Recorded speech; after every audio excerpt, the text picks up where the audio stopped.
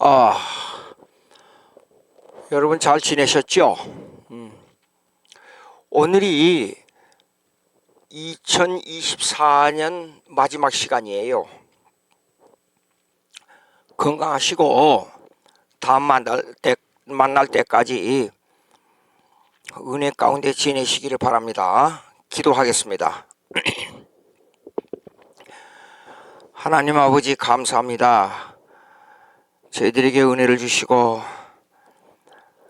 세월 이 시간이 화살과 같이 빨라 엊그제 신년도를 맞이하는 것 같았지만은 벌써 12월 중순에 이제 연말을 바라보게 되었습니다. 우리가 이 땅 위에서 살면서 시간을 잘 활용해서 하나님의 뜻이 무엇인지를 잘 발견하고 주님께만 영광을 돌리는 저의 삶이 될 수 있도록 주님 인도해 주시고 성령 충만한 가운데 하나님의 영광을 받으시옵기를 간절히 바라옵고 원하옵나이다.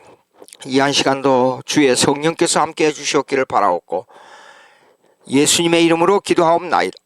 아멘.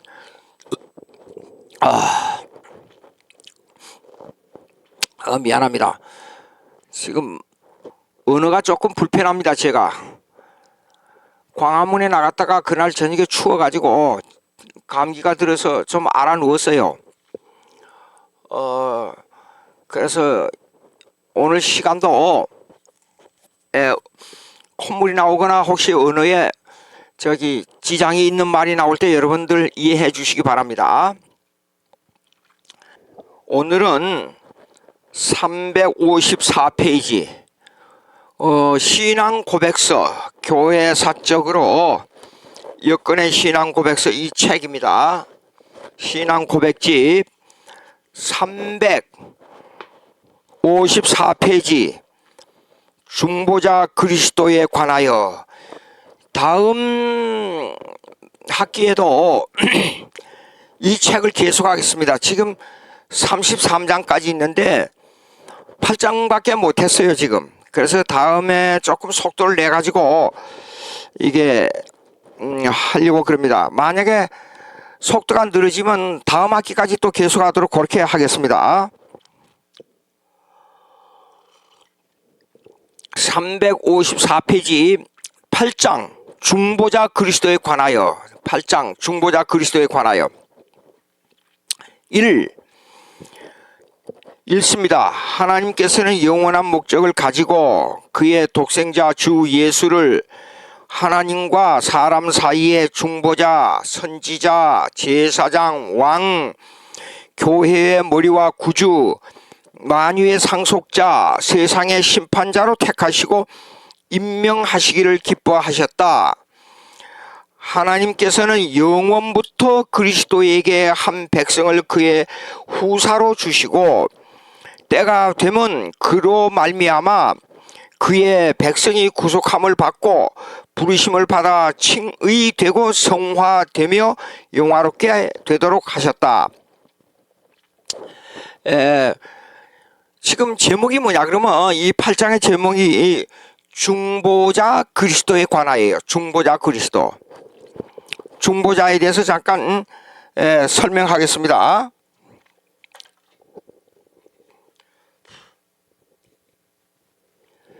중보자는 미디에이터, 이게 무슨 뜻이냐 그러면 중간에서 소개한다 그런 의미가 아니에요. 중보자 그러면 중간에서 누가 보증이 된다 하는 말도 빚을 이 사람이 이렇게 요거는 채권자고 또 한 사람은 채무자예요. 그러면 이 사람이 여기다 빚을 갚아야 돼요. 그런 단계예요. 그런데 지금 여기에서 이 돈을 갚는다 그런 뜻인데 하나님 앞에서는 이게 이렇습니다. 채권자가 누구냐면 채권자가 하나님이에요. 하나님. 예? 그런데 채무자가 인간이에요. 인간. 예? 채무자가 인간이에요. 채권자가 하나님이고. 근데 우리가 빚을 갚고 안 갚고 하는 그런 중간에 보증인하고 개념이 틀립니다. 무슨 말이냐 그러면 어떤 사람을 돈을 100만 원을 빌렸어요. 이 사람이. 근데 이 사람에게 돈을 100만 원을 갚아야 되지 않아요. 그러면 여기 누가냐면 보증이 있어요. 보증. 보증인이 이 빚을 이렇게 갚아주는 거예요. 중간에 보증인이. 다 아시잖아요. 이런 내용은. 그런데 이 하나님과 인간관계는 미디에이로 중보자라는 개념이 이런 개념하고 좀 틀려요. 무슨 말이냐 그러면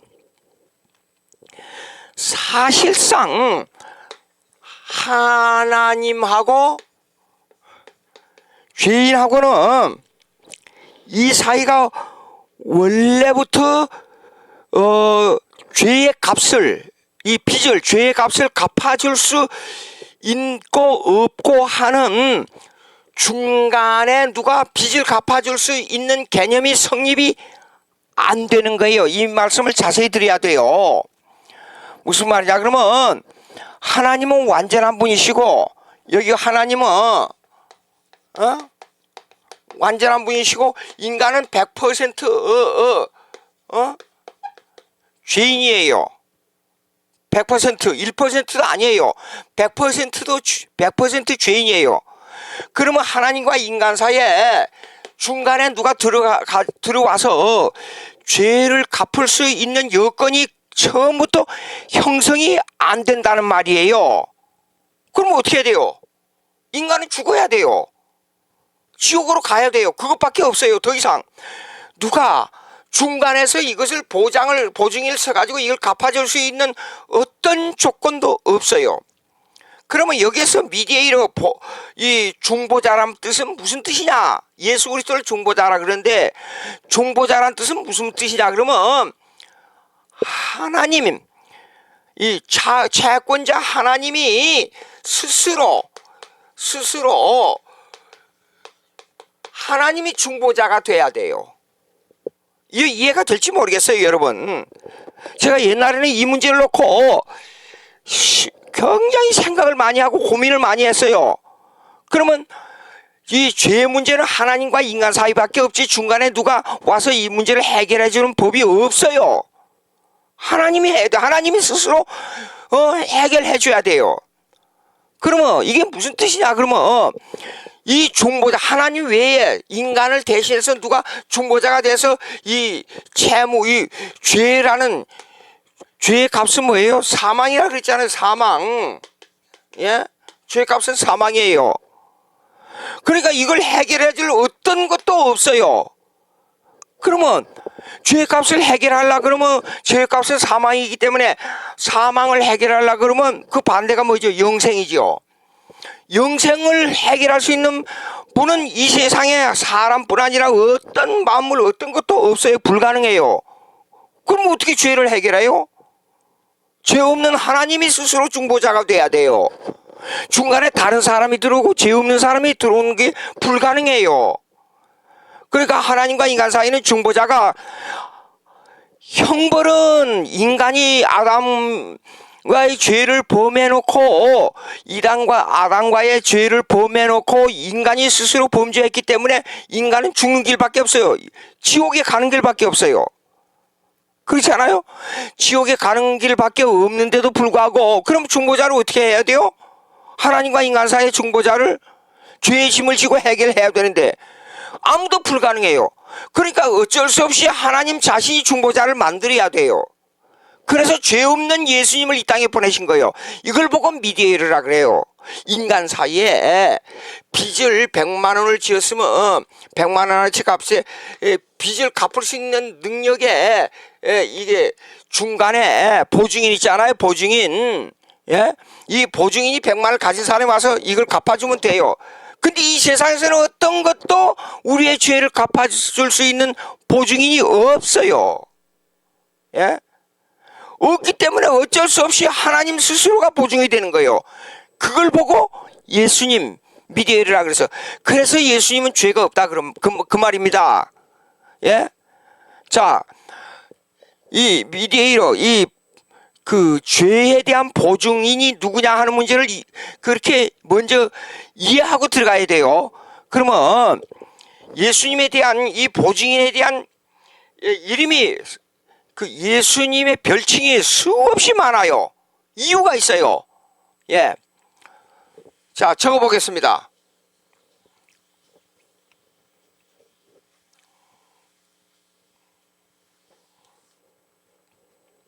여기 보겠습니다.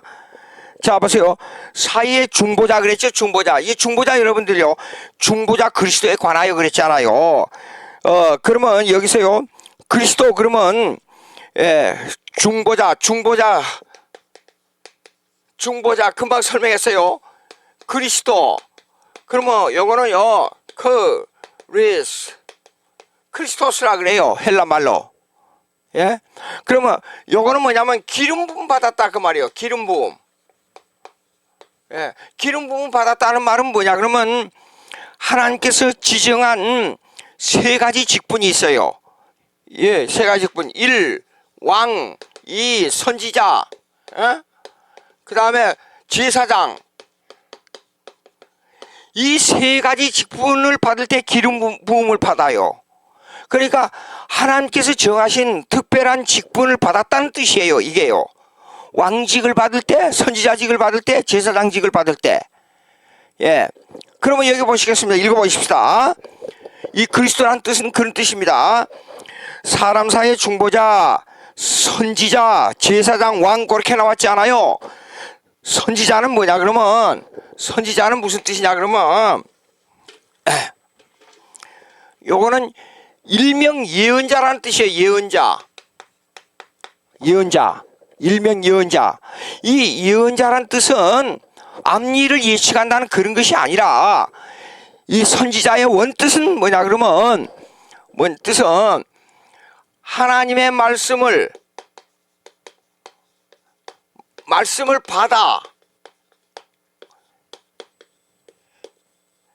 그대로 하나님의 말씀을 받아 그대로 전한다는 뜻이에요. 아버지께서 말씀하시니 나도 말씀하신다 그랬어요.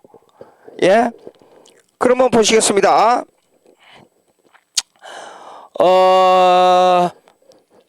여기에 1번 히브리서 5장 5절 6절 가만 잠깐요. 아니 사도행전 3장 22절 사도행전 3장 22절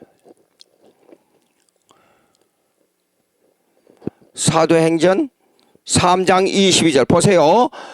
모세가 말하되 주 하나님이 너희를 위하여 너희 형제 가운데서 나 같은 선지자 하나를 세울 것이니 너희가 무엇이든지 그 모든 말씀을 들을 것이라 그랬어요. 모세가 뭐라 그러냐면 나 같은 선지자를 세운다 그랬어요. 나 같은 선지자가 누구예요? 예수님이에요. 자 보시겠습니다. 모세는 하나님의 말씀을 받았어요. 그 중에 중요한 게 뭐였죠? 십계명이에요. 십계명.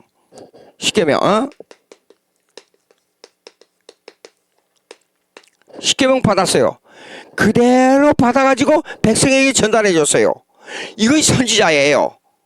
그러면 너희가 무엇이든지 그 말씀을 들을 것이라 그랬어요. 그러니까 예수님께서 요한복음 6장 7, 8, 9, 10, 11, 12 쭉 나오면 하나님과 예수님의 사역이 나와요. 하나님 아버지 아버지의 사역과 아들의 사역이 나와요. 그러면 여기에 읽어보면 자주 나와요. 아버지가 말씀하시니 내가 말한다 그랬고 예수님께서 아버지께서 일하시니 내가 일한다 그랬어요. 그러니까 아버지의 일이 예수님의 일이고 예수님의 일이 아버지의 일이에요. 똑같아요. 예. 그러니까 예수님께서 그랬어요. 내 말을 듣고 순종하면 아버지 말을 듣고 순종하는 거라 그랬어요. 예. 자, 이것이 이제 선지자직이에요. 그 말씀을 받아 그대로 전하는 거. 아버지의 사역을 그대로 받아서 그대로 행하는 것. 선지자직이에요. 그 다음에 두 번째 보시죠. 제사장직 나오지 않아요? 2번. 제사장. 여기에요. 이 제사장. 제사장은 뭐냐? 그러면 희생의 제물을 드린다는 뜻이에요. 희생의 제물. 예?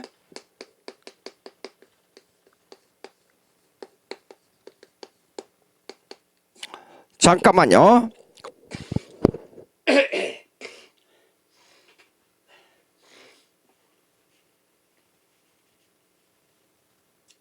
대단히 미안합니다. 이 감기 때문에.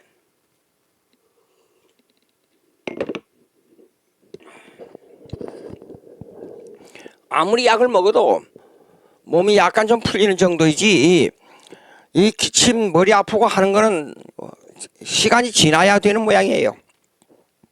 이거 보시겠습니다.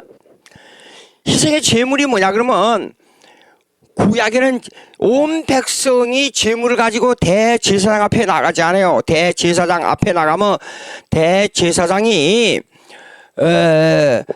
지성소에 들어가서 죄사함을 받았다는 응답을 받고 나오지 않아요. 근데 그 드릴 때 뭐였죠? 피를 드렸어요. 짐승의 피를. 히브리서 9장에 보면 짐승의 피 흘림이 없은즉 죄사함이 없다 그랬어요. 그러면 이게 뭐냐 그러면 이 구약의 제사들의 짐승의 피는 예수님을 예표해요. 레위기스를 읽어보세요. 레위기스를 읽어보면 거기에 모든 예표 속에 예수님이 그대로 나타나 있어요. 예. 그러면 희생의 제물이 이렇게 드린다 하는데, 신약에 와서는 예수님이 스스로 제사장이라 그랬으니까, 대제사장이라 그랬으니까 예수님 자신이 제물이 된 거예요.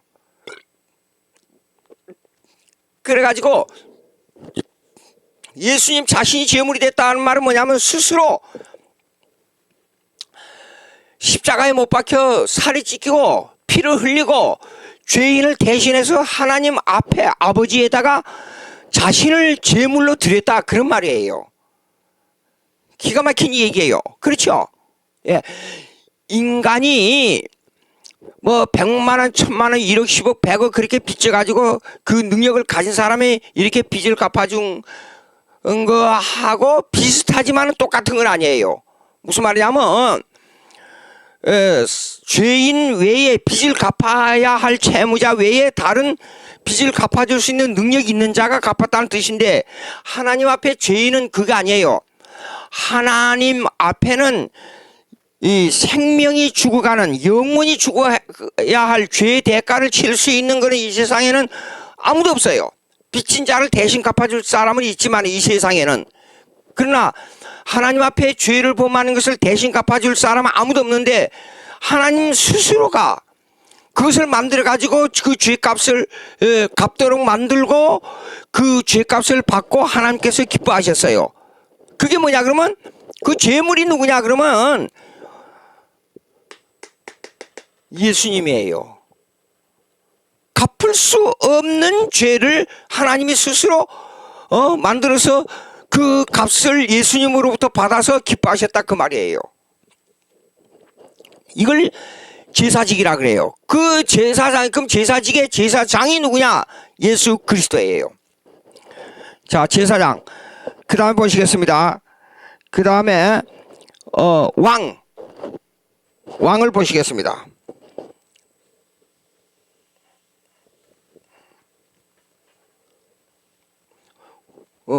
왕은 다스린다는 뜻이에요. 뜻이 다스림에, 이게 다스리다. 예, 다스린다는 뜻인데, 이 두 가지 영역이 있어요. 다스림에 대한 두 가지 영역. 일반 은총의 영역이 있어요. 그 다음에 두 번째 특별 은총의 영역이 있어요. 이 두 가지 영역이에요. 일반 은총이 뭐냐 그러면 자연, 만물, 자연, 그 다음에 이 쉽게 말해서 만물, 이 자연 만물인데 이 만물은 일반 역사 모두를 포함하고 있어요. 그러면 특별운치의 영역은 이거는 교회의 영역이에요. 교회 영역. 근데 영역의 범위는 이렇습니다. 범위는 이건 전 우주적이기 때문에 우주를 이렇게 작은 동그라미로 그릴 수는 없지만은 표시하기 위해서 이렇게 그린 거예요. 이 영역은 엄청 넓어요. 전 우주니까, 전 역사니까, 전 자연이니까 우리에게 일어나는 모든 환경도 전부 일반우주의 영역에 속해요. 근데 이 넓은 속에 뭐가 있냐면 교회가 있어요. 교회가 이렇게, 예? 교회가 있단 말이에요. 예? 근데 그러면 교회는 세상 속에 있어요. 근데 중요한 게 있어요. 교회는 세상 속에 있는데 이 교회가 세상 속에 있는데 모든 역사의 축은 교회라 그래요. 엑시오.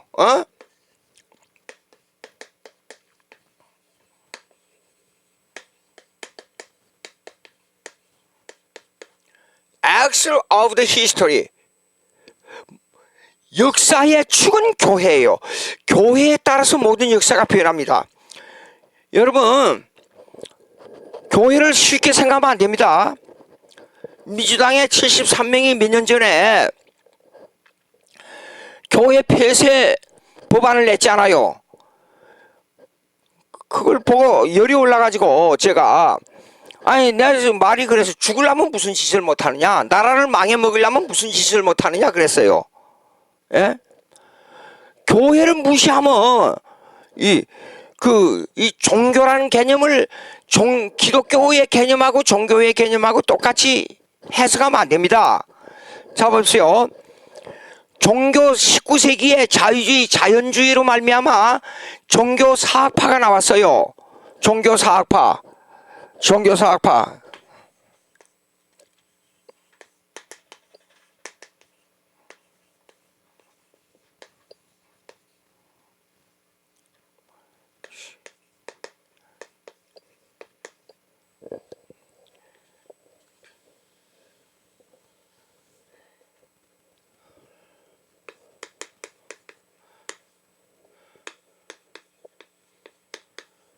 요 말이 좀 어려운데 르리기온스 게시크트 리시에 슐레라 그래요. 우리 한국말은 짧은데 이 독일 말이 좀 이렇게 길어요. 이건 무슨 말이냐 그러면 종교사학파는 이렇습니다. 모든 역사를 통해서 내려오는 종교를 동등한 개념으로 보자 그 말이에요. 이 말이 종교사학파란 개념이 종교의 동일성, 예? 종교의 동등성을 강조한다 그 말이에요. 근데 종교란 개념이 몰라요. 근데 왜 이 말 때문에 종교란 개념이 틀려지기 시작했단 말이에요. 무슨 말이냐 그러면 19세기 이전에는 기독교만을 보고 종교라 그랬어요. 기독교만. 그러니까 칼빈 강요 읽어보세요. 칼빈은 그러면 저 Institute of the Religion 그랬어요. 무슨 말이냐면 종교 강요 인스티튜트, 종교를 조직적으로 설명한다 그런 말이에요. 근데 우리는 번역할 때 기독교 강요라 그래요. 칼빈의 기독교 강요. 근데 그전에는 왜 릴리전이라고 썼냐 그러면 서구에서 기독교만을 종교라 했기 때문에 그래요. 기독교만을 종교라 봤단 말이에요. 근데 19세기 이런 그 이상하고도 이 개팍스러운 사람들로 말미암아 이 말을 써가지고 종교사학파로 말하는데 무슨 말이냐면 불교도, 유교도, 기독교도, 모하메교도, 잡신교도, 힌두교도 다 똑같은 종교의 영역에다 놓고 보자 그 말이에요. 종교의 동등성. 이거 얼마나 무서운 말이에요. 그런데 민주당에서 몇 년 전에 또 기독교만 꼬집어 가지고 교회 폐쇄 뭡니까 그 교회 폐쇄 법안을 냈지 않아요. 그 원인이 뭐냐 그러면 팬데믹 때문에 그랬어요. 팬데믹이란 말은 유행병이란 뜻인데 쉽게 말해서 코로나 때문에 그 교회가 반발이 제일 심하거든요. 예배를 못하게 하니까. 만약에 예배에 대한 관념을 미국에서는 이래요. 예배를 방해하는데 교회에서 무슨 다툼이 일어나가지고 뭐 다른 사람들이 들어와서 예배를 방해하게 되면 무조건 경찰이 와서 수갑채 가버려요. 예? 그런데 그런 무조건 그래 놓고 해결합니다. 근데 아니 미국에서는 코로나 나올 때 있잖아요. 위생법이가 위생을 어떻게 걸 다 지키라고 전부 다 해주고 마련해주고, 예? 그 다음에 예배를 어떻게 하면 어떻게 한다는 거 다 전부 준비 다 해주고 나서 예배를 어떻게 하고 어떻게 하는 것은 절대 취합을 안 해요. 자체에서 하라고. 근데 한국만은 예배를 제한 주고 사람 수를 제한해 버렸잖아요. 그 예배 방해죄입니다. 예? 그런데 이거 왜 이런 말이 나오냐 그러면 이렇습니다. 역사의 축이 Axis of the History, 역사의 축이 기독교예요. 다른 종교가 아니에요.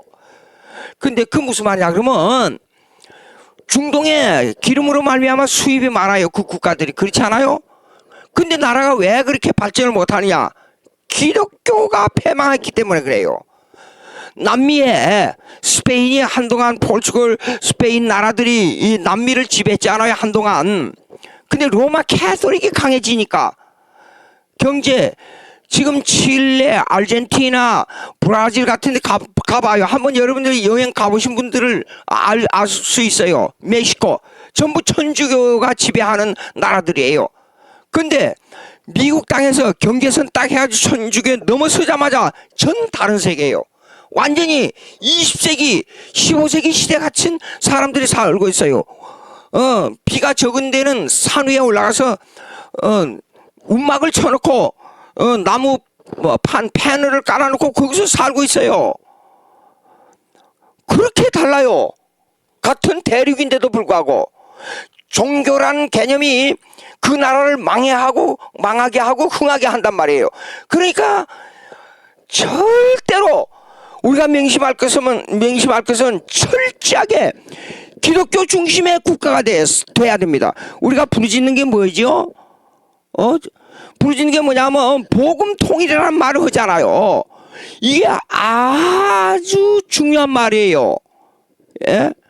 이거 꼭 마음속에 모든 역사의 축은 기독교다. 그러면 자 보시겠습니다. 이것을 창세기로 돌아가서 제가 설명할게요. 창세기로 돌아가서 이 왕직에 대한 것을 창세기로 돌아가서 설명하는데 자 보십시오. 맨 처음에 아담이 첫 번째 하나님으로부터 창조함을 받아가지고 명령 받은 게 뭐죠? 일반은총에 대한 명령을 받았어요. 일반은총. 그러면 이것을 만물을 다스리고 지키라 그랬어요. 이거요.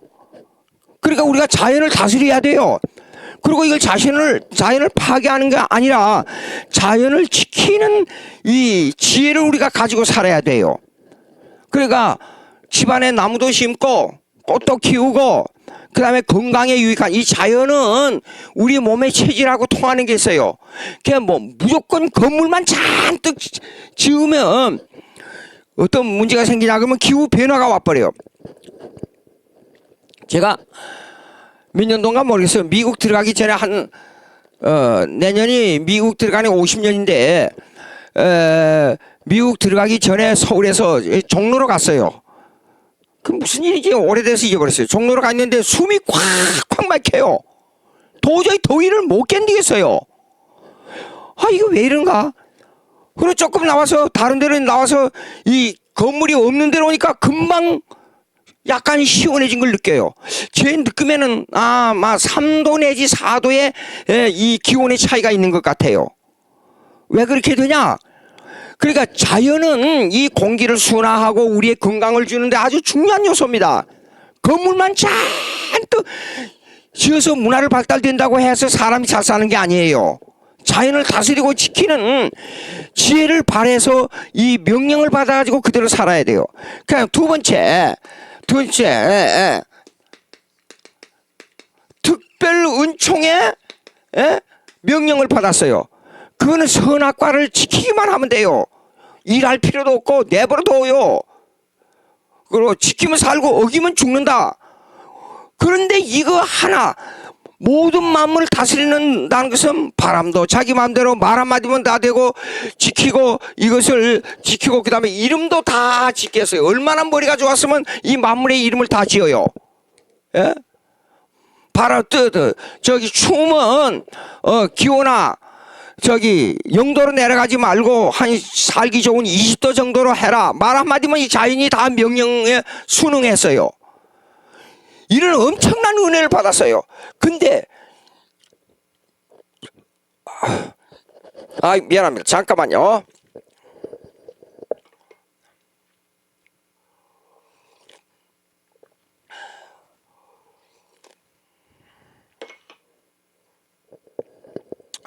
저기 여러분 광화문 가시잖아요. 제가 건강하다 그래가지고 예사로 생각했는데 광화문 가실 때 꼭 내의를 아래 위 내위 입고, 그 다음에 옷도 두껍게 입고 마스크도 쓰고 모자도 쓰고 그리고 꼭 나가셔야 됩니다. 제가 제 건강을 믿고 막 나갔다가 혼났어요 지금. 저기 보세요. 특별 은총은 뭐냐면 지키고 살면 살고 지키면 살고 어기면 죽는다. 그런데 이것은 뭐냐 그러면 하나님과 교제의 수단이에요. 하나님과 얘기할 수 있고 대화할 수 있고 하나님과 통할 수 있고 하는 관계를 그대로 유지하는 것이 선악과 지키는 거예요. 근데 일반 은총의 문제와 특별 은총의 문제는 이거 선악과 하나에 달려 있어요. 선악과 하나에. 무슨 말이야 그러면 이걸 따먹으로 말미암아 일반 은총은 뭐요? 이 자연이 가시와 은공키를 낸다 그랬어요. 예? 창세기 3장 읽어보세요. 시간상 그거 간단한 한 겁니다. 창세기 3장 2장 3장만 읽어보세요. 나와요. 가시와 은공키를 낸다 그랬어요. 그러니까 이 자연으로 말미암아 거침돌이 돼가지고 가시가 돼가지고 은공키가 돼가지고 우리가 마음대로 자연을 지배할 수가 없어요. 그러니까 자연으로 말미암아 홍수가 나서 사람 죽고 더워서 죽고 추워서 죽고 비바람으로 죽고 지진으로 죽고 사람들이 많이 죽어요. 예? 올해도 중국 이런 데서 얼마나 많은 사람이 죽고 고통당하고 집을 잃어버리고 그랬어요. 자 보십시오. 그러면 이것이 뭐냐 그러면 이게 뭘 말하는 줄 알아요? 모든 역사는 하나님과 인간의 관계에서 끝나는 거예요. 모든 역사는 하나님과 인간 관계에서 해결되고 시작되고 끝나고 그래요. 그러니까 특별은총의 영역이 뭐예요? 이 세상은 아무리 넓어도 전 우주가 다 있더라도 일반은총의 영역에서 지구가 돌고 해가 돌고 달이 돌고 아무리 많은 영역의 자연이 있을지라도 이것이 잘되고 잘못되고 하는 것은 특별은총인 하나님의 중심에 의해서 결정돼 버려요. 예? 우리가 꼭 명심해야 됩니다. 그러면 역사의 축이 뭐냐? 교회란 말이에요. 교회가 특별은총의 영역에 속해 있기 때문에. 그럼 보자고요. 왕권이 뭐냐? 왕권이 예수님의 왕권이 뭐냐? 그러면 1.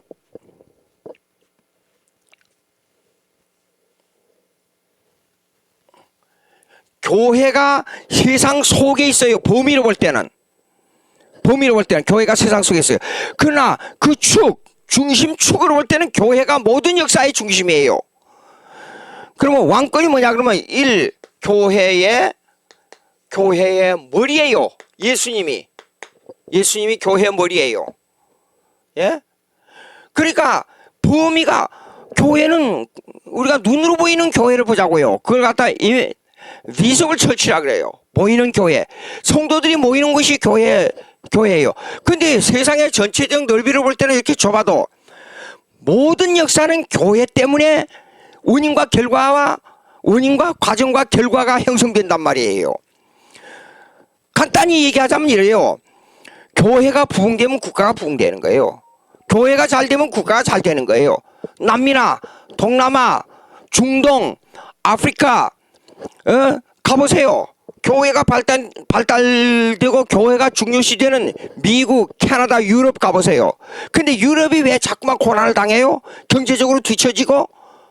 왜 그래요? 그리고 보르셰프키의 공산당이 와서 러시아를 점령해가지고 총칼과 말발급으로 수많은 사람을 죽이고 짓밟아 버렸잖아요. 근데 100년도 안 돼서 공산당이 무너졌잖아요. 1991년에. 예? 그것이 무너졌는데 자 보십시오. 중국과 그 다음에 특별히 북한 경제 보세요. 북한 러시아, 중국 이 사람들이 그 경제적으로 얼마나 어려운가 보세요. 한때 G2 해가지고 중국이 막 머리를 들고 일어났잖아요. 근데 우리 한국이 명심해야 됩니다. 우리가 절대 미국을 쉽게 생각해서는 안 됩니다. 중국이 일어났다고 중국에다 뭘 걸고 뭐 어쩌다고 그랬잖아요. 그런 생각을 버려야 돼요. 우리와 관계를 가진 나라가 기독교 국가냐 아니냐 그걸 먼저 생각해야 돼요. 예? 명심해야 됩니다. 모든 역사는 기독교에 따라서 세계를 지배하는 축이 기독교 국가냐 아니냐에 따라서 결정된다니까요. 자, 예수님께서 오순절 이후에 기독교가 어디로 움직이느냐에 따라서 모든 세계 역사를 지배하는 나라가 누구였어요? 보라고요. 지금까지 2000년 교회 역사를 보라고요. 역사가 증명합니다. 역사가. 자, 그러면 예수님은 누구냐? 교회의 머리이기 때문에 교회를 다스리는 왕이라고 말해요. 여기서 다스리는 왕. 그러니까 두 번째, 일반은총에서 우리가 가장 중요하신 게 뭐냐? 우리의 삶 속에서 중요시하는 것이 뭐냐면 일반은총에서 국가론이에요. 국가론. 응? 국가론. 제가 내년쯤 돼서 교회와 국가 제가 쓴 책이 있어요. 그걸 가지고 다시 설명하려고 그래요. 교회와 국가론이 얼마나 중요한가. 근데 많은 사람들이 우리 한국에 특별히 우리가 예수를 믿으면서 교회가 역사의 축이라는 생각이 별로 없어요. 자 보십시오. 여기 이 책 속에 제가 여기 전부터 한 장 넣었어요. 일부러 카피해가지고. 근데 보십시오. 여기요. 중요한 게 있습니다.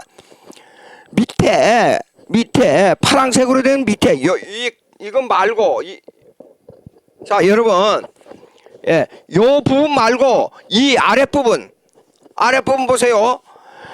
인류의 역사를 돌이켜 보면 인류의 역사는 예수 그리스도의 역사인 것입니다. 이 말 한마디가 그렇게 중요합니다. 지금 그 얘기예요. 자 보십시오. 그리스도가 이끄는 역사 가운데서 가끔 방해꾼들이 나타난 경우가 있었습니다. 그때마다 교회들은 고백서를 만들어 선포했습니다. 이거 아주 중요합니다. 그러니까 제가 그래서 여기요. 이거 또 했던 말 또 합니다. 그러니까 하도 중요하니까 그래요. 교회 사적으로 이끄는 신앙 고백집. 이거 아주 중요해요. 근데 어떻게 정화 목사님이 이 밑에 파란색 색깔도 저하고 비슷하게 이렇게 했어요. 여기요.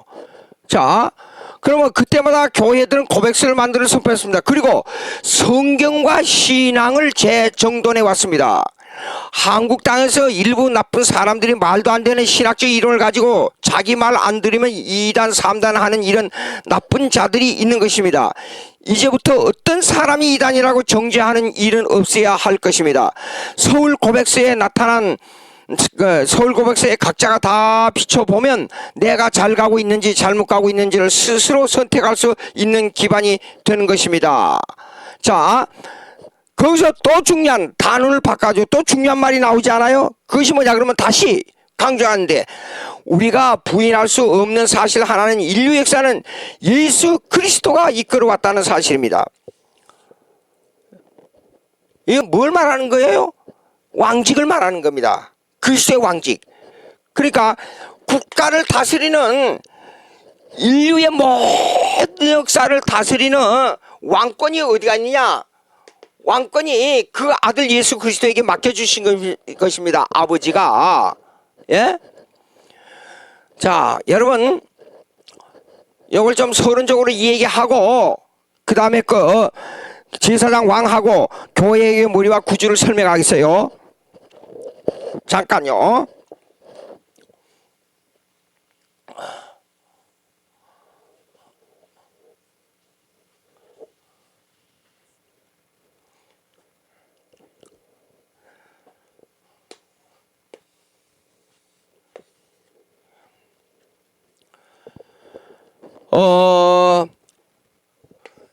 이거 창세입니다. 창세. 여기에 시간이 꼭 들어있고 여기 공간이 꼭 들어있어요. 시간과 공간도 하나님이 창조하신 것입니다. 근데 이전에 이거는 무시간이에요. 영원. 영원인데 여기에 어떤 분이 존재했었냐 그러면 삼위일체 하나님이 존재했어요. 삼위일체. 예. 그러면 여기에 디크리 그래요. 디크리. 법적 선포라 그래요. 이 디크리란 말은 하나님의 선포가 있었는데 그것이 시적 작정. 시적 작정이 있었어요. 디크리. 시적 작정. 이거는 뭐냐 그러면 만물에 대한 하나님의 계획이에요. 이거 제 얘기했어요. 근데 이거는 중요하니까 또 쓰는 거예요. 그리고 여기에 예정이 있어요. 예정. For this destination. For destination. 예정이 있어요. 예정. 이건 만물이. 그러면 만물은 아까 말씀드려도 일반은총에 관한 문제예요. 일반은총. 여기에 대한 하나님의 계획이 있었다니까요. 예. For destination은 뭐냐 그러면 구원에 관한 하나님의 계획이에요. 그러니까 이거는 특별은총, 은총, 즉 교회에 대한 하나님의 계획이에요. 교회. 보십시오. 범위는 이게 넓지 않아요. 그렇죠? 근데 역사의 중심은 이거예요. 왜냐면 교회에 관한 것은 그 범위가 한정되어 있어요. 여기에는 예수 그리스도, 예? 이분을 왕으로 시간과 공간 속에 다스리는 왕으로 세웠다니까요. 하나님 아버지가. 예. 그리고 그리고 예수 그리스도, 그 다음에 그의 백성, 인간, 그 다음에 천사. 이거에 대한 이것을 세워서 시공간 속에서 이걸 하나님의 뜻을 집행하는 그 내용이 뭐냐 그러면 예정이에요. 예정. 그러니까 우리는 예정되었다 하는 말은, 예정 속에서 우리는 선택받았다 하는 말은 하나님의 자녀가 되었다 그 말이에요. 백성이 되었다 그 말이에요. 예? 자, 여기 보세요. 그러면 예수, 인간, 천사, 여기에 대한 하나님의 계획을 말하는 그 예정은요. 요거는 특별은총, 교회를 두고 하는 말이에요. 근데 범위는 이렇게 넓지만은 요건 이렇게 좁아요. 범위가. 그래도 역사의 축이 이거라니까요. 간단히 들어봅시다. 구약은 신정정치인데 이스라엘 백성을 중심으로 해서 모든 역사가 좌우됐어요. 이스라엘 백성이 하나님과 어떤 관계를 맺느냐에 따라서 흥하기도 하고 망하기도 했잖아요. 에?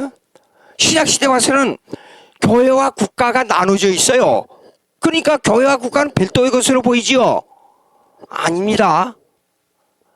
교회가 바로 돼야 국가가 바로 되는 거예요. 예? 그러니까 우리나라가 잘 되는 것은 뭐냐면 오직 하나, 두 가지도 아니에요. 복음 통일이 돼야 돼요.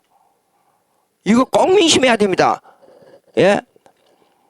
평화 통일 뭐 평화통일의 개념이 뭐예요? 평화통일의 개념은 복음통일의 개념이에요. 복음통일 개념. 올바른 통일이 뭐예요? 올바른 통일은 예수 믿는 교회 중심으로 통일이 돼야 돼요. 예. 오케이. 그러면 예수님의 별칭을 봅시다. 예수님은 중보자, 그 다음에 선지자, 그 다음에 제사장, 그 다음에 왕, 그 다음에 교회의 머리와 구주라 그랬어요. 왜 그 두 가지를 합해 있는가 설명할게요.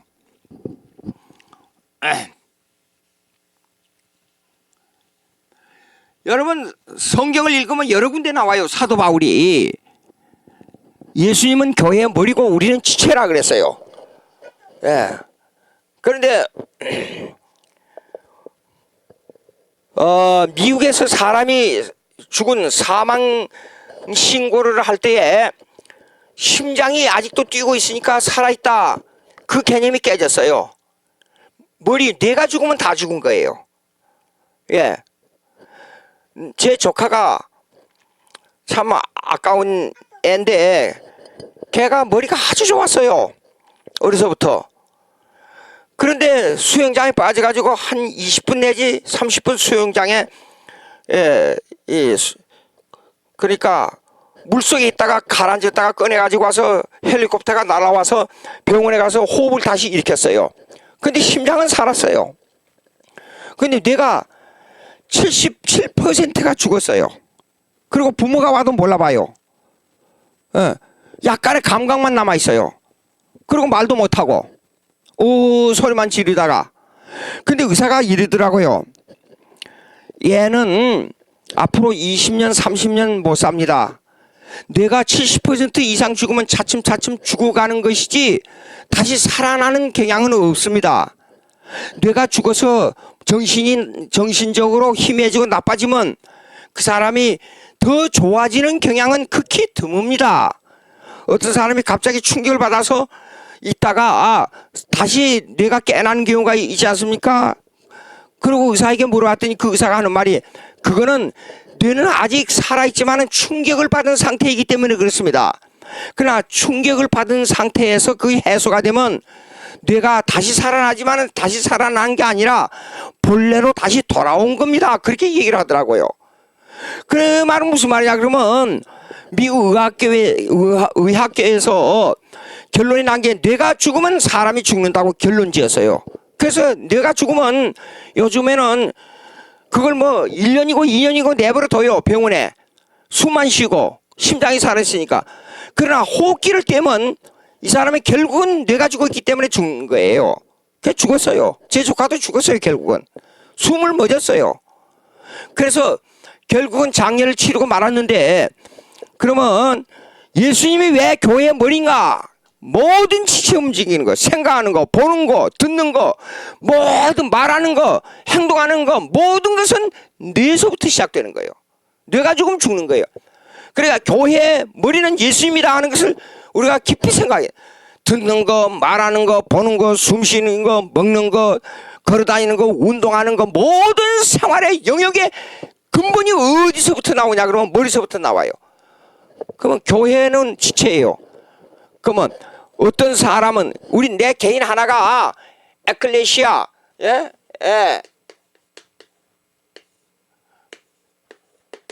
에클레시아, 요거 여성명사, 여성명사. 그러니까 교회는 예수님은 신랑이고 우리는 신부예요. 여자. 그 나는 죄악으로부터 탈출의 내음을 받은 여자, 죄악으로부터 빠져나온 여자, 그런 뜻이에요. 그 예수님은 신랑이니까 남편이에요. 근데 남편은 죄가 없어요. 그런데 우리는 죄의 종에서 이제 하나님의 자녀로 됐단 말이에요. 근데 그걸 주관하는 자가 누구냐? 예수 그리스도 머리예요. 그리고 우리는 지체예요. 그럼 지체는 뭐라고요? 여러 가지 기관이 있잖아요. 수많은 기관이 있잖아요. 이 손톱 하나도 이게 다 필요하잖아요. 그 머리도 제가 머리 때문에, 이 머리카락 때문에 고민을 많이 해요. 여름이면 당연히 햇빛을 받으면 여기가 왜 그렇게 뜨거워요? 그래서 약을 좀 오랫동안 뭐 한 6개월 동안 약을 써봐요. 근데 머리가 빨리 그게 회복이 안 되더라고요. 대머리 되는 거. 예, 머리카락 하나하나가 모여가지고 그렇게 큰일 한 줄을 몰랐어요. 겨울에 모자 안 쓰면 머리가 차가워서 아주 힘들어요. 근데 머리를 길게 해가지고 어렸을 때 이렇게 다니게 되면 머리가 그렇게 차가운 줄을 몰랐단 말이에요. 그러니까 모든 지체 하나가 그렇게 중요한 역할을 하는데, 자, 그러면 우리 손이 하는 일, 발이 하는 일, 다리가 하는 일, 먹으면 위가 하는 일, 간이 하는 일, 모든 것을 다 기관이 하는 일이 있단 말이에요. 그 교회 각 지체가 따라서 하는 일이요. 근데 이 모든 것은 교회를 다스리는 머리란 말이에요. 근데 이 머리인데, 근데 구주라 그랬어. 왜 구주라? 구세주, 세비어. 이게 왜 구주가 되느냐? 아까 설명했어요. 뇌가 죽으면 다 죽어요. 근데 뇌가 살면 다 살아요. 뭐야 그러면 뇌가 살아가지고 활성이 있게 우리를 다스려야 이 교회가 살아서 움직이는 거예요. 그 구세주, 우리를 살려낸 구세주는 뭐냐면 뇌가 바로 돼야 된단 말이에요. 근데 그 뇌의 역할을 하는 이가 누구냐면 예수 그리스도예요. 예? 아무리 날개 없이 하늘을 나는 사람도 뇌가 죽으면 죽는 거예요. 안 되는 거예요. 그래서 예수님은 우리 각 지체의 구세주예요. 그리고 우리가 머리가 되고, 그래서 이걸 같이 놓은 거예요. 교회와 교회의 머리와 구세주. 그렇게 된 거예요. 자 보자고요. 그냥 만유의 상속자. 그런데 만유는 두 가지예요. 교회와 일반 은총의 만물을 다 말하는 거예요. 이걸 다 다스리는 자가 아버지로부터 위임을 받은 자인데 이것이 예수 그리스도예요. 예수는 예수스 그러면 예수는 구원자라는 거예요. 구약에는 메시아라 그러잖아요. 그러면 이거요. 예수 뭐냐면 구원자라는 뜻이에요. 그리스도. 그러면 이건 기름 부음 받는다. 에? 어느 날 여러분요, 예수의 이름을 한 편만 치우치면 이단입니다. 어느 단체에서 이 아무개 여자가 중심이 된 그런 데가 있어요.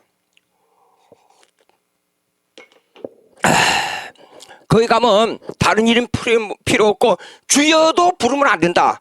오직 예수만 불래. 기도할 때도 시작할 때 주여 하고 하는 게 아니고 예수님 그러고 기도를 해야 된다. 그렇게 말하는 거예요. 그게 문제가 있습니다. 예수님 딱 단독으로 볼 때는 예수님 구원자란 말이 메시아 맞아요. 그런데 구약에 주 그러면 아도나이, 그 다음에 구약에도 7가지 정도의, 제가 찾아보기에는 7가지 정도의 이름이 있어요. 메시아, 그 다음에 아도나이 주, 그 다음에 야훼 여호와, 그 다음에 엘로힘 하나님, 츠바오츠, 그 다음에 엘샤다이, 이거 기묘자, 그 다음에 전쟁에 능한 자, 그런 뜻이에요. 예. 왜 그렇게 돼요? 예. 왜 전쟁의 주인이 되냐 하는 것도, 모든 인간의 전쟁의 문제는 하나님께서 다스린 데가 다스림이 있단 말입니다. 아말렉하고 싸울 때 이렇게 하라, 손을 들고 서라, 이거잖아요. 예. 그러니까 그 전쟁도 하나님의 뜻 가운데 있어서 하나님이 다스려야 된다 그 말이에요. 그러니까 이것이 무슨 뜻이냐 그러면, 그것을 위탁하심 아버지의 사명을 가지고 그 모든 만물, 일반 은총과 교회를 다스리고 교회 머리가 돼서 다스리고 일반 은총의 국가관도 다스리는 그 위탁을 받은 자가 누구냐 그러면 예수님이에요. 그래서 그걸 보고 상속자라 그래. 상속자. 예, 만유의 상속자. 교회도 그분에게 속했고 이 만물의 역사와 모든 국가에 그것도 그분 속했어요. 우리가 기도를 많이 해야 됩니다. 국가가 흥망성쇠도 하나님의 뜻 가운데서 기도로 우리의 기도를 들으시는 하나님께 기도하면서 우리가 나가야 돼요. 보십시오. 세상의 힘이 아무리 강해도 여러분 하나님의 뜻 가운데 있는 겁니다. 그것이 당시에 우리 아버지의 말씀을 들으니까, 우리 아버지 일본 시대 때 그 외정에 징용에 잡혀갔잖아요. 그래갖고 겨우겨우 42명 그 지역에서 잡혀갔는데 또 2명 살아남았어요. 그런데 우리 아버지가 한 분, 그 중에 한 분이었어요. 예. 징역에 잡혀갔다고, 나왔는데 황희찬 목사님이랑 다 세상 떠난 분들입니다. 그런데 뱃속에, 목사가, 2형제 목사가 2사람이나 들어있는데 하나님께서 나오게 하신 건 당연하지요. 그것이 무슨 뜻인 줄 알아요? 만유의 상속자는 예수님인데 예수님이 역사를 주관한다 그 말이에요.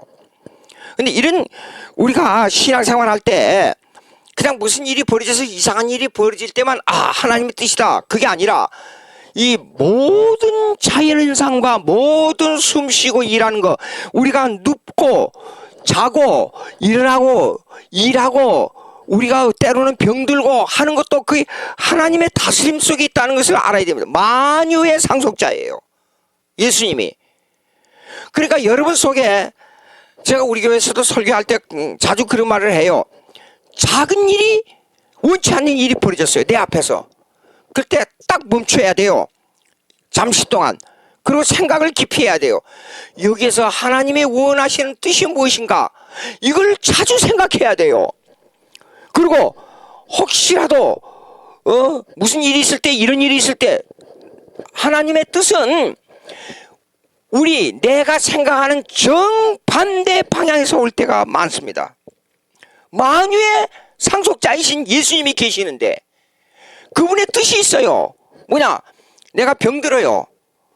병들었을 때 이 하나님께서 내게 원하시는 게 뭔가 그걸 이 아주 긴장한 상태로 하나님과 깊은 말씀을 깊이 보고 생각하면서 내 마음대로 막 어린애기처럼 소리 지르는 그거 말고 생각하면서 하나님께서 이 작은 일이 내게 원치 않은 일이 생겼는데 이게 무엇인가를 깊이 생각해야 돼요.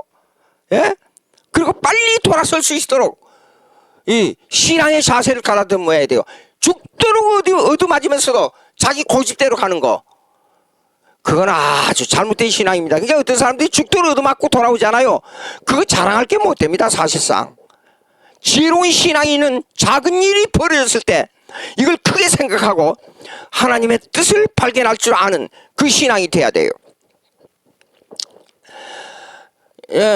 감기가 들어가지고 어제 저녁에 약을 먹고 자면서 이런 기도를 했어요. 하나님, 이 작은 감기 바이러스 때문에 내가 이렇게 기침 나고 콧물 나고 이렇게 몸살이 나서 막 몸이 아프고 그런데 하나님 회개합니다.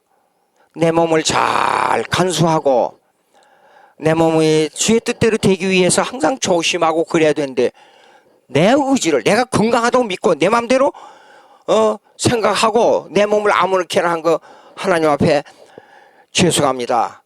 회개합니다. 빨리 낫게 해주세요. 그렇다고 해서 약을 안 먹고 하나님께서 낫게 해준다 그것만 하는 것도 어리석은 사람이에요. 만물을 통치하시는 하나님은 만물에 대한 하나님의 섭리가 있단 말이에요.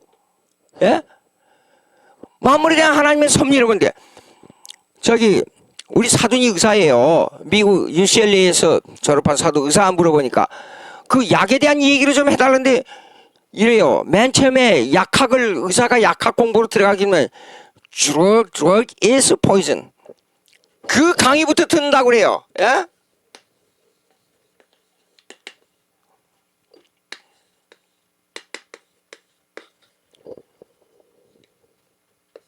무슨 말이에요? 약은 독약이다 그런 뜻이에요. 약은 근데 모든 약이 다 독이 들었대요. 심지어는 감기약도 독이 들었대요. 그러면 만날 우리 약을 먹으면 독약. 근데 그게 반작용이라는 게 있어요. 리액션.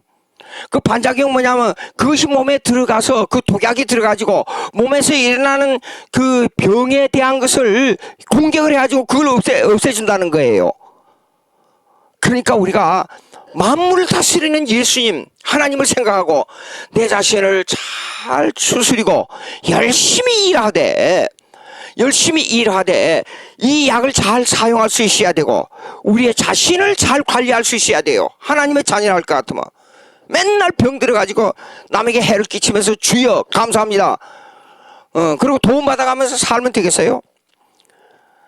제가 가끔 기도하는 게, 나이가 자꾸 들어가면서 기도하는 게 있어요. 하나님 아버지, 저는 알아들어놔가지고 오랫동안 병들지 않게 해주시고, 강단에서 가르치다가 설교하다가 딱 3, 4일, 많아야 일주일만 딱 누워있다가 하늘나라에 가게 해주십시오. 가끔 그렇게 기도해요. 항상 만물 속에 이 병 중에도 하나님의 섭리가 들어있다니까요. 병과 하나님의 섭리를 얘기하면 어떤 사람은 웃더라고요. 아닙니다. 하나님은 이래요. 나를 사랑하기 위해서, 매를 때려서 훈련하기 위해서 사업도 망하게 합니다. 내 가족을 죽게도 만듭니다. 예, 병들게도 만듭니다. 어떤 사람은 눈을 빼가요. 예, 어떤 사람은 다리를 잘라가요. 그러고 나서 예수에게 돌아와요. 죽도록 맞고 돌아오는 것보다도 작은 일이 벌어졌을 때 하나님을 발견하고 돌아오는 것이 얼마나 지혜로운 사람이에요. 하나님이 일을 많이 할 수 있으니까.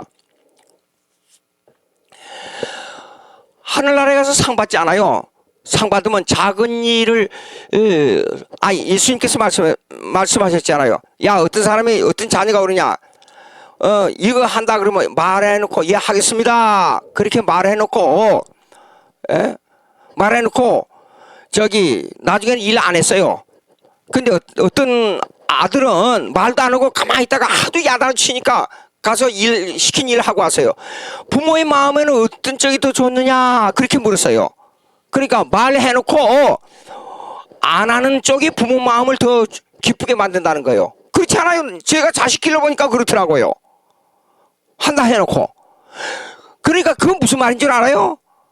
예, 작은 일이 벌어질 때 인식이 먼저 들어가야 돼요, 머릿속에. 예, 무슨 일이 당할 때 하나님 앞에 하나님이 시킨 일이 무엇인가를 인식을 먼저 해야 된다는 거예요. 비록 일을 못할지라도. 예? 그러면 그것이 언젠가는 그것이 순종으로 이어질 수 있잖아요. 예. 그러니까 작은 일을 당할 때에 하나님의 뜻을 빨리 발견하는 성도 아주 중요합니다. 자, 그 다음에 세상의 심판자로, 이거는 종말을 두고 하는 말입니다. 세상의 심판자, 세상 그러면 안 믿는 세계까지 이를 다 포함하고 있어요. 그러니까 재림 때가 되면 반드시 믿는 자는 하늘나라, 안 믿는 자는 지옥, 믿는 자는 영원한 예루살렘. 그 다음에 믿는 자는 영원한 예루살렘, 안 믿는 자는 영원한 형벌로 들어갑니다. 그 심판자가 누구냐? 예수 그리스도. 그걸 하나님 아버지가 아들에게 맡겼어요. 그 다음에 택하시고 임명하시기를 기뻐하셨다. 심판자로 택하시고, 이거 설명하려면 좀 길어요. 아까 예정론 얘기했잖아요. 이거 잠깐만 이렇게만 얘기할게요. 예정은 예수 그리스도, 그 다음에 하나님의 백성, 그 다음에 천사만 속한다 그랬어요. 그렇죠? 이것이 예정론에 들어가요. 그러니까 예수님이 인류를 위하여 죽으러 오셨습니까? 아니에요. 마태복음 1장 21절 한번 보세요. 마태복음 21장 1절.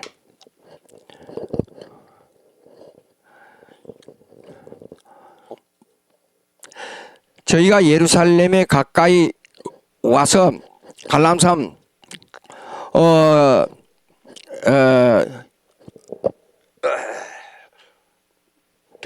벳세바 아니에요?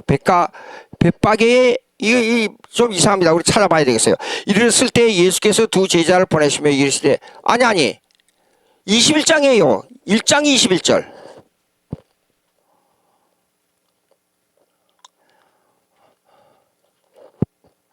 (1장 21절) 아들 낳으니 그 이름을 예수라 하라. 이는 그가 자기 백성이라 그랬어요. 예수 믿는 사람은 교회 교인들만, 창세전에 결정된 사람들이에요. 자기 백성을 저희 죄에서 구원할 자이심이라 하시니라. 구원자란 말이에요. 예수란 말은요. 그러니까 보세요. 인류를 구하러 예수님이 오셨다는 것은 문제가 왜 그러냐 그러면, 예수님은, 하나님은 완전한 분이기 때문에 계획에 실수가 없어야 돼요. 근데 인류를 구하러 오셨다 그래 놓고 안 믿는 사람이 생겼다는 것은 하나님이 실패자가 돼요. 그러니까 그가 자기 백성을 저희 죄에서 구원할 자이심이라 그랬어요. 그러니까 예정론은 이렇습니다. 이게 예정론으로 속하는 건데, 예정론은 예수 그리스도와 그 백성과 천사들에게 속한 문제예요. 예. 근데 그 백성도 여기는 인간을 총틀어서 말하는데, 요 예정은 이렇습니다. 예정은 신자나 불신자를 다 말해요. 근데 제가 여기서 백성이라고 얘기하는 것은 선택이냐 유기냐를 두고 하는 말이에요. 선택은 뽑아냈다는 뜻이고 유기는 버렸다는 뜻이에요. 그러니까 예수님이 구원하러 오셨다 하는 것은 선택 뽑아낸 자들을 위해서 그들을 구원하기 위해서 오신 거예요. 자, 보시겠습니다. 그러면 임명하실 기뻐하시다. 하나님께서는 영원부터 그리스도에게 한 백성을 그의 후사로 주시고, 한 백성이라 그랬어요. 인류가 아니에요. 예. 후사는 상속자라는 뜻이에요. 그러니까 상속자를 구원하도록 예수님에게 맡겼다 그 말이에요. 상속자가 누구예요? 우리 예수 믿는 사람이에요. 하나님의 은혜를 받은 사람들. 자, 주시고 때가 되면 그로 말미암아 그의 백성이 구속함을 받고, 여기요, 여러분 이거 구분해야 돼요. 구속하고 구원하고. 이거 설명하겠어요.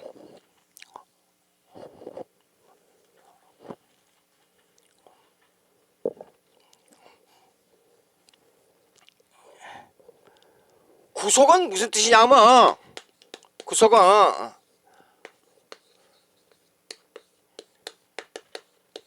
리뎀션.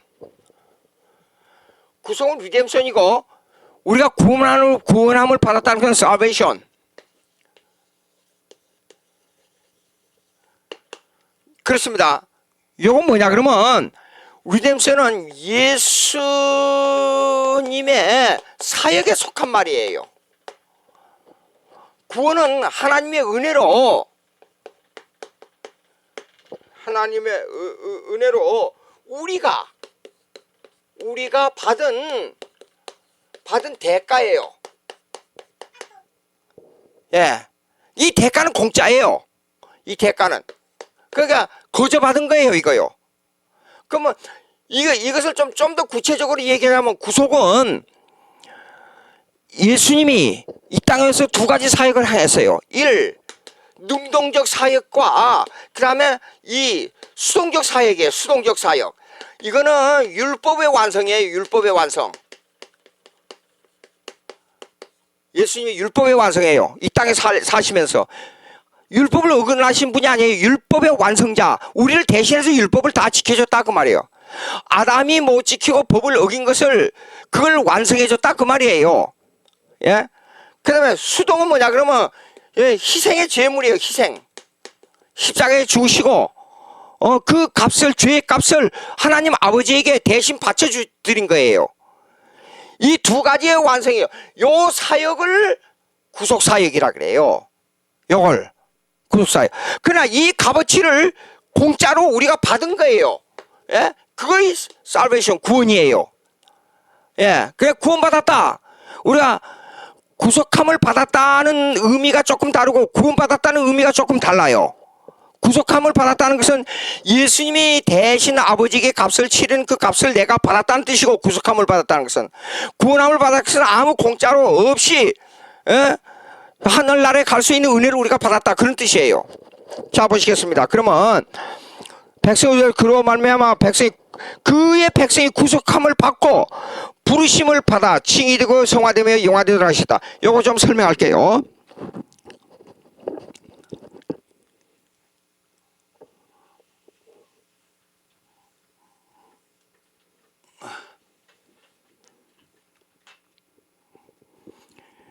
요거는 구원론에 있어서 구원의 차서라 그래요.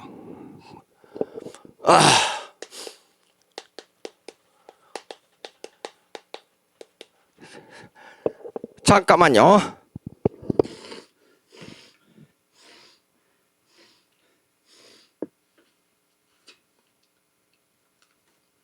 아이고 미안합니다.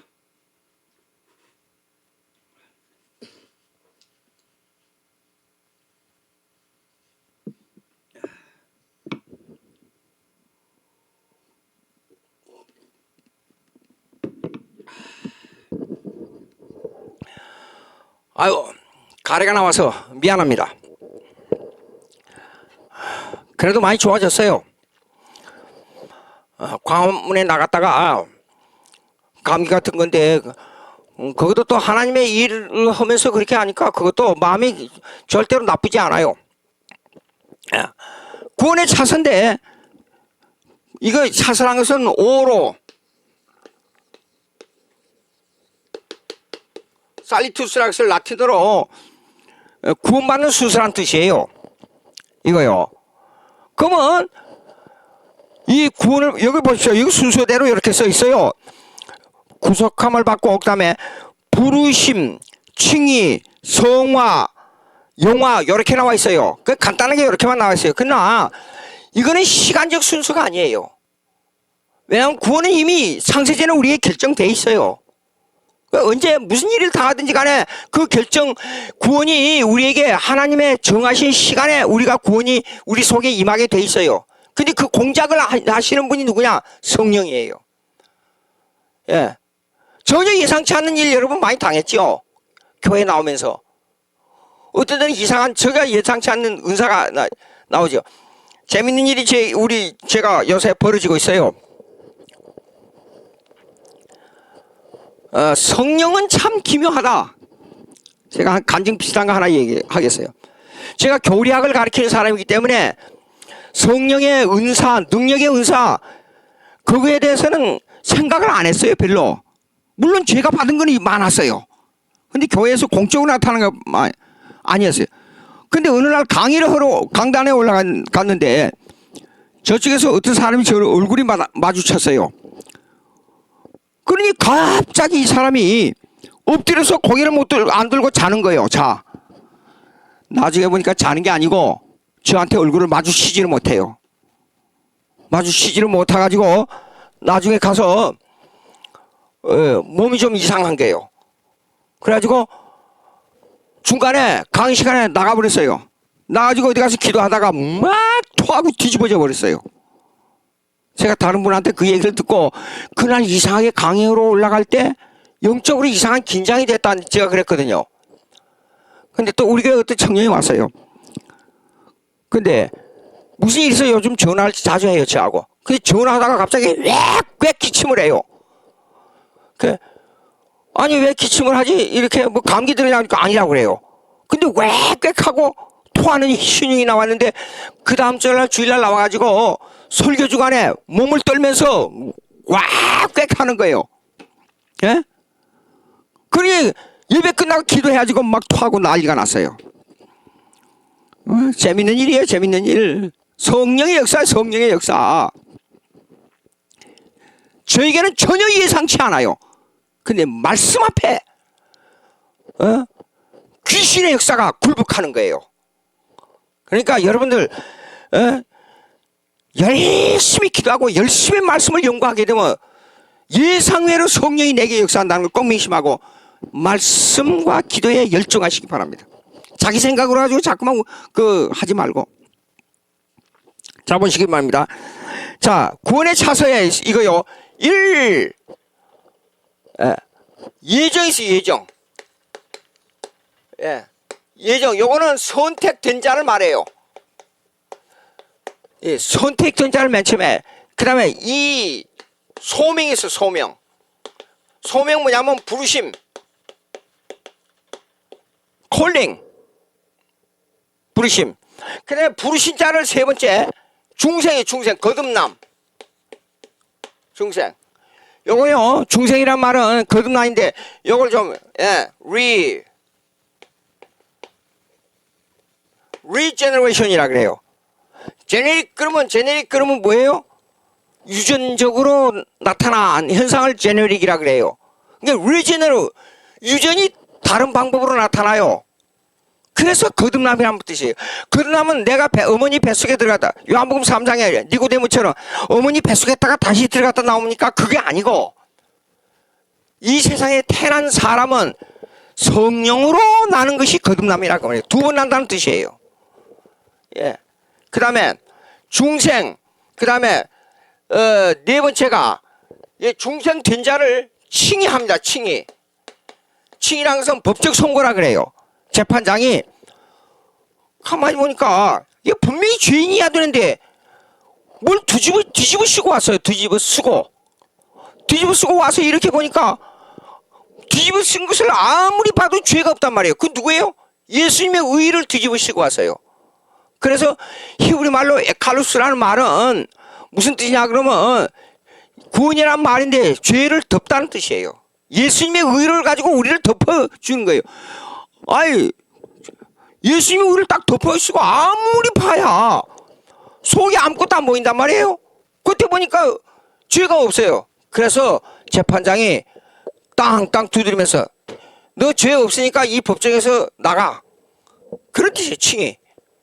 그 다음에 다섯 번째가 양자예요. 양자는 생명책에 이름을 올린단 말이에요. 죄의 종이든 그 끄집어내가지고 생명책에다 이름. 그러니까 계시록에 나온 대로 생명책에 그 이름 그렇게 나오잖아요. 근데 그거는 우리는 몰라요. 이 칭이 양자 이거는 하나님의 단독 사역이에요. 우리 속에 성령이 역사하는 그 개념이 아니고 하나님께서만 하시는 일이에요. 어? 예, 칭이 그 다음에 양자, 예, 그다음 중생, 칭이 양자, 칭이 양자. 그 다음에 여섯 번이가 뭐냐 그러면 성화 거룩하게 만든단 말이에요. 거룩하게 만든다는 말은 뭐냐 그러면 우리 속에 이렇습니다. 성화를 잘못 오해하는 경우 조심하시기 바랍니다. 성화는 도덕적이고 윤리적인 변화가 아닙니다. 성화의 실제적인 변화는 내가 하나님 앞에 더 깊은 죄를 깨닫는 것이에요. 하나님의 은혜를 더 갈망하는 것입니다. 회개를 더 깊이 하는 겁니다. 이것이 성화예요. 실제로. 그런데도 불구하고 다른 사람이 볼 때는 저 사람 생활이 너무 변했다 그래요. 그러니까 우리가 참으로 감사한 것은 하나님 나 같은 죄인이 하나님 앞에 용서함 받았습니다 라는 그 신앙이 더 깊어가는 것이 실제적인 성화예요. 예? 성화. 그 다음에 일곱 번째가 뭐냐 그러면 일곱 번째가 견인이라 그래요. 견인. 이건 perseverance. 예? 이거 뭐냐 그러면 오래 참는다는 뜻이에요. perceive. 한가하다는 뜻이에요. 불가항력적인 은혜.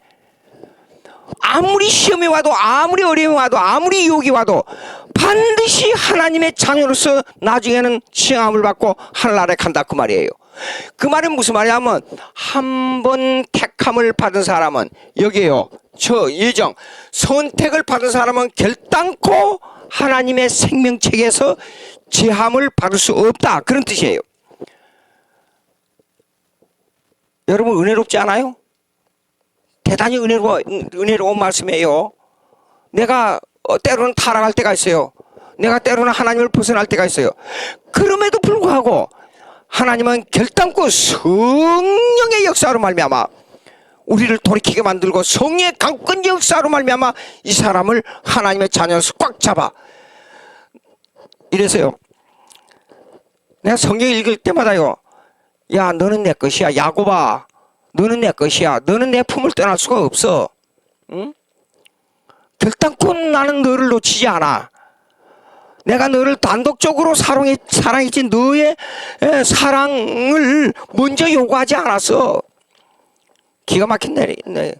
호세아 1장 10절을 보게 되면 너는 하나님의 자녀라고 칭함을 받을 수 없어. 그곳에선 너는 내 백성이라고 이렇게 만들어놨어. 호세아 1장 10절 한번 읽어보십시다. 호세아 1장 10절.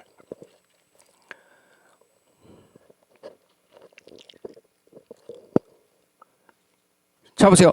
그러나 이스라엘 자손의 수가 바닷가의 모래같이 되어서 측량할 수 없고 셀 수도 없을 것이며 전에 너희에게 이르기를 너희는 내 백성이 아니라 한 그곳에서 저에게 이르시기를 너희는 사신 하나님의 자녀라 할 것이라. 기가 막힌 얘기예요. 사랑을 받을 수 없는데 사랑했어요. 하나님이 우리를 짝사랑한 겁니다. 내가 하나님을 사랑한 게 아니고. 예? 기가 막힌 얘기예요. 그렇지 않아요? 예. 그런데 뭐라고요? 이제 마지막으로 뭐냐 그러면 8번째 들어가서 영화예요. 영화. 하늘나라에 가는 거예요. 이것이 구원의 차세예요. 근데 여기서 중요한 것만 뺐어요. 보니까 구속함을 받고 그 다음 부르심을 받아 소명입니다. 소명. 칭이 되고 성화되며 영화롭게 되도록 하셨다 그랬어요. 여기서 마치겠습니다. 오늘 너무 힘이 들어서 강의가 될까 말까 했는데도 이렇게 해주시니 감사하고 다음 학기에 만나겠습니다. 여러분 잘 지내시고 건강하게 제발 좀 건강하세요.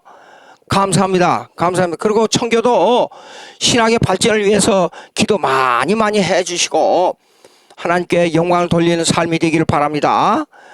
기도하겠습니다. 하나님 아버지 감사합니다. 저희들에게 은혜를 주셔서 이 학기를 오늘 마지막 시간으로 마쳤습니다. 마친 것이 아니라 새로 시작한 각오를 가지고 줄기차게 변함없이 한 마음을 가지고 초질관철해서 하나님께 영광을 돌리는 저희들 될 수 있도록 성령의 광권적인 역사로 임하게 해 주시옵소서. 예수님의 이름으로 기도하옵나이다. 아멘.